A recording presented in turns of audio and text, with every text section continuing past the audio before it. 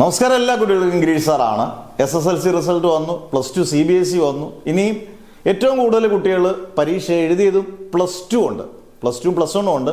+2 result ആണല്ലോ നമ്മുടെ ഫ്യൂച്ചറിനെ എല്ലാവരും ഡിപ്പെൻഡ് ചെയ്യുന്നത്. എല്ലാവരും വീട്ടുകളിൽ എല്ലായിടത്തും പലർക്കും പ്രഷർ ഭയങ്കരമായിട്ട് തോന്നി തുടങ്ങി. ഇനി +2 റിസൾട്ട് നീ മോശമാകരുത്, നല്ല മാർക്ക് കിട്ടുമല്ലോ, പ്രതീക്ഷ ഉണ്ടല്ലോ. ഇതെല്ലാ കാലങ്ങളിലും ഇങ്ങനെ തന്നെയാണ്. ബന്ധുക്കളും രക്ഷകർത്താക്കളും ഒക്കെ 10ാം ക്ലാസ് കഴിഞ്ഞാൽ പിന്നെ +2ലാണ് പിടിക്കുന്നത്.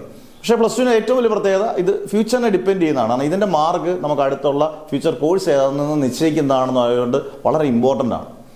പിന്നെ ഇപ്പം കൂടുതലും കുട്ടികൾ തന്നെയാണ് ഡിസിഷൻ മേക്കേഴ്സ്. പണ്ടത്തെ കൂട്ടി രക്ഷാകർത്താക്കളോ ബന്ധുക്കളൊന്നുമല്ല, ഇവർ തിരഞ്ഞെടുക്കുന്ന കോഴ്സാണ്. പക്ഷേ അതിൻ്റെ ശ്രദ്ധ വേണം എന്ന് പറഞ്ഞാൽ ഇപ്പം ഏറ്റവും കൂടുതൽ കുട്ടികൾ ചോദിക്കുന്ന ഒരു കാര്യം ഇതാണ്. അതുകൊണ്ടാണ് ഈ വീഡിയോ ചെയ്തത്. +2ൻ്റെ റിസൾട്ടിൻ്റെ ഡേറ്റ് മാറ്റി. സാറേ എന്തെങ്കിലും പ്രശ്നമുണ്ടോ? ഒരുപാട് പേര് തോക്കുമോ? പക്ഷേ ഒരു കാര്യം ഉറപ്പാണ്, +2 റിസൾട്ട് അതിഗംഭീര റിസൾട്ട് എന്ന് പറഞ്ഞാൽ വിജയശതമാനം ഭയങ്കര കൂടിയ റിസൾട്ട് ആരും പ്രതീക്ഷിക്കരുത്. കാരണം കഴിഞ്ഞ 2 കൊല്ലങ്ങളായി തോൽവിയുടെ എണ്ണം കൂടുതലാണ്. ഇപ്പോൾ കഴിഞ്ഞ കൊല്ലത്തിന് മുമ്പേ 1,80,000-അടുത്ത് 2024 കാലയളവിലാണെങ്കിൽ 2025 വന്നപ്പം 25 വന്നപ്പോഴത്തേന് ഏകദേശം 1,00,000-ന് മുകളിലായി തോൽവി, ഹയർ സെക്കൻഡറിയുടെ തോൽവി റിസൾട്ട് വന്നപ്പോൾ. അന്നേരം ഏറ്റവും മികച്ച റിസൾട്ട് 90% റിസൾട്ട് ഒന്നും SSLC കിട്ടാൻ യാതൊരു ചാൻസും ഇല്ല.